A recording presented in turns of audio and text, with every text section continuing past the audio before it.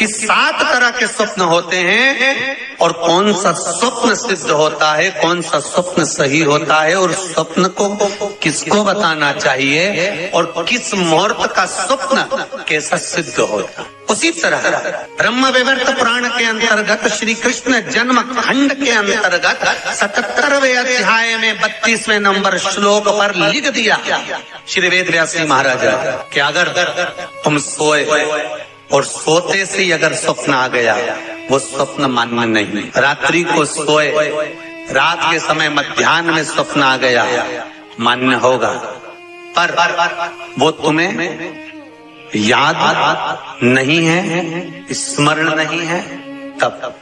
और फिर कहा ब्रह्म मुहूर्त में अगर आपने कोई स्वप्न देख लिया और स्वप्न श्रेष्ठ है, किसी से नहीं कहा, तो वो स्वप्न 2.5 महीना 3 महीने में सिद्ध हो जाता है, सम्मुख में प्रकट हो जाता है स्वप्न की। हाँ, स्वप्न में अगर सांप दिख रहा है, स्वप्न में सर्प नजर आ रहा है, पान का पत्ता, तांबुल पान का पत्ता, उस पान के पत्ते पर एक लाल चंदन से सर्प बना और सर्प बनाकर उसका शिव मंदिर में स्पर्श कराकर बहते पानी में छोड़कर आ जाइए, सर्प दिखना बंद। स्वप्न में कभी नहीं दिख सकता सर्प का। आज भी नियम है, शिव जी की बारात निकली थी, सामने से अर्थी आई थी, तब शंकर की बारात निकली थी। हिंदू धर्म की रीति है, आज भी आप कोई अच्छा काम करने जा रहे हो, सामने से अगर मुर्दा आता दिख जाए, अर्थी आती दिख जाए, समझ लेना तुम्हारा काम सफल हो जाएगा, तुम्हारा कार्य सफल हो जाएगा, समझ लेना। आज भी नियम है, सामने से मुर्दा आते दिख जाए तो कार्य सफल है। दिन में देखा हुआ स्वप्न कभी सिद्ध नहीं होता। स्वप्न में किसी मरे हुए व्यक्ति को देख लो, समझ लो कि आज कोई अच्छा काम होने वाला है। किसी अपने व्यक्ति को मरा हुआ देख लिया, समझ लेना उम्र बढ़ गई।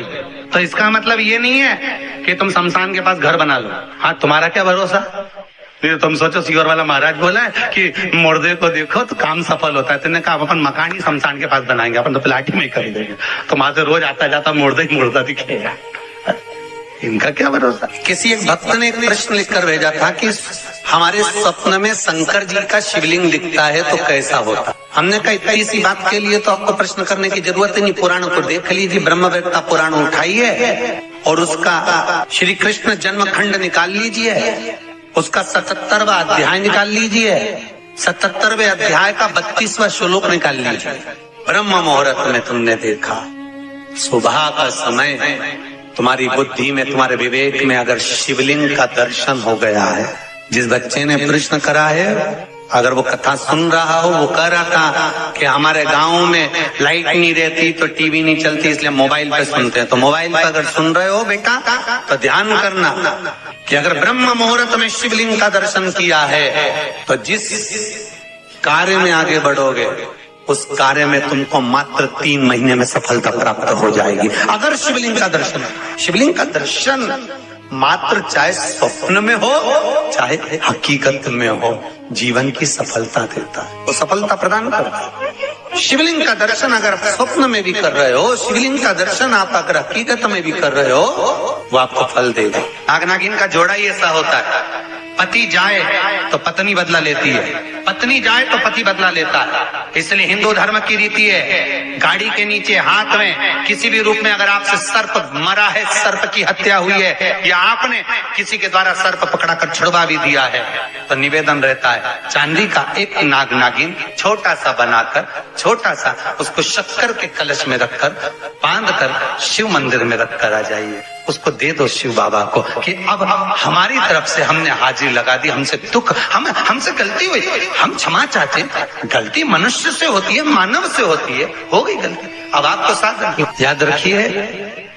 जिनको स्वप्न में सांप दिखते हो, सर्प नजर आते हो, या घर के बाहर या घर के अंदर बार बार सांप आते हो, तो भगवान शंकर की 5 लड़कियों का नाम लेकर पान के पत्ते पर चंदन से 5 सांप बनाकर शंकर भगवान को छुलाकर जिसको स्वप्न दिखते हैं उसके ऊपर से 21 बार उसार कर बहते हुए पानी में डाल दीजिए, स्वप्न में कभी सांप नहीं नजर आएंगे। जिनको रात में नींद नहीं आती हो, टेबलेट खाकर सोना पड़ता हो, रात भर नींद नहीं आ रही हो, कुछ मत करो, सोने के पहले भगवान शंकर की 5 लड़कियों का नाम 11-11 बार ले लो, पलंग पर जैसी पड़ो वैसी 11-11 बार नाम ले लो, आपको टेबलेट खाने की जरूरत नहीं पड़ेगी। ऐसी नींद आएगी कि सुबह 6 बजे भी उठना बड़ी मुश्किल से उठोगे तब उठना पड़ेगा, ऐसी चक नींद आती है। घर में सर्प आ रहा है, आस्तिक मुनि का स्मरण करिए। 5 लौंग, एक नाग नागिन का जोड़ा, छोटा सा, किसी भी स्थान पर ईशान कोण के अंतर्गत उसको थोड़ा सा खड्डा खोदकर 5 लौंग के साथ नाग नागिन के जोड़े को दबा दीजिए, मिट्टी के पास डाल दीजिए।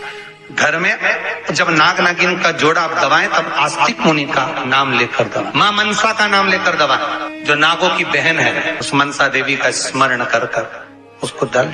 आज भी हमारे यहाँ हिंदू धर्म नीति है, जब पहला कालम नए मकान का पहला कालम जब भराता है, उसमें तांबे के कलश में नाग नागिन रखकर, कमल गट्टा रखकर, अमरवेल रखकर, थोड़ी सी सरसों रखकर उसका पूजन कर कर पहले कालम के अंदर, जो पहला कालम भराएगा गड्ढे का, पहला जो सरिया रखाता है, कालम भराता है, वास्तु पूजन के हिसाब से उसमें रखा जाता है। और वो तो वो उसके रखने के बाद भी जब मकान का मुहूर्त होता है तो वास्तु पूजन में नाग नागिन का जोड़ा रखाता है, वो भी उस मकान में कहीं ईशान के अंतर्गत उसको दबाया कोई। इसलिए कह देते हैं यहाँ पत्थर मत लगाना, यहाँ टाइल्स मत लगाना।